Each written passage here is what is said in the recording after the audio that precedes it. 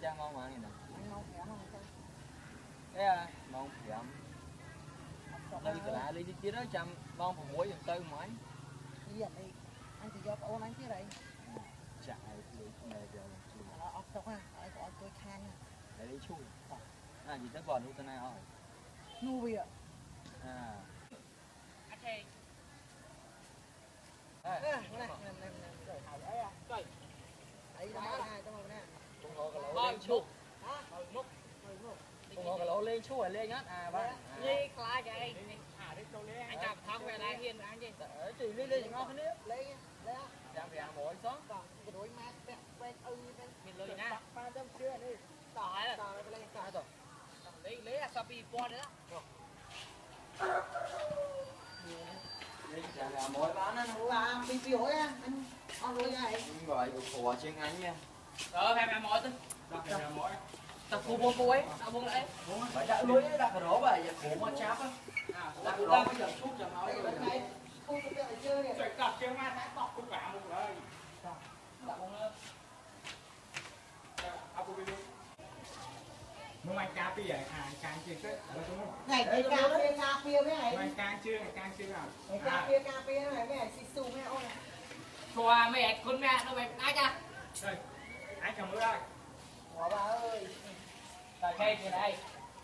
Ăn pan À bây giờ trông nó thì muốn anh chui anh để thấy. Bây giờ đi vô anh cái này Cái chân cái chân.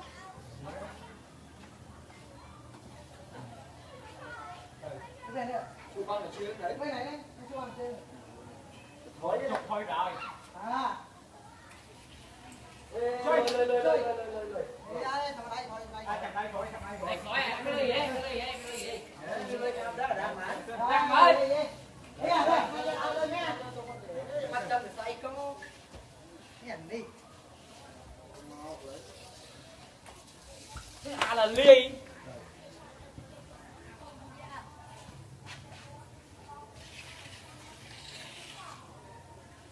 Giờ đi.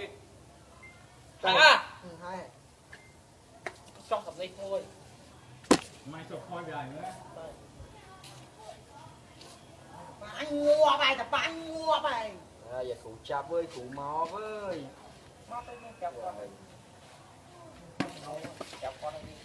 Đâu, bán đây. Sang. Mới thấy. Thôi phan anh này. Bạn đây đây. Phan mua vậy. Bên anh nè. Ở đây này. Anh gì phi ấy. Anh cho ăn chưa? À, cái pha anh đó. Anh này em đi nuôi.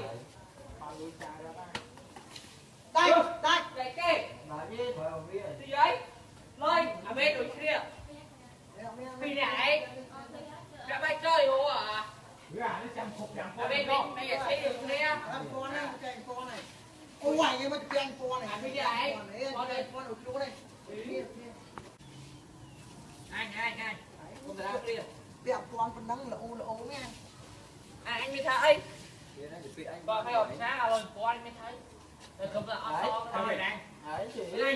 Anh mới bỏ quá. Khi chụp cái con đứng. Đêm luôn hết. Rồi.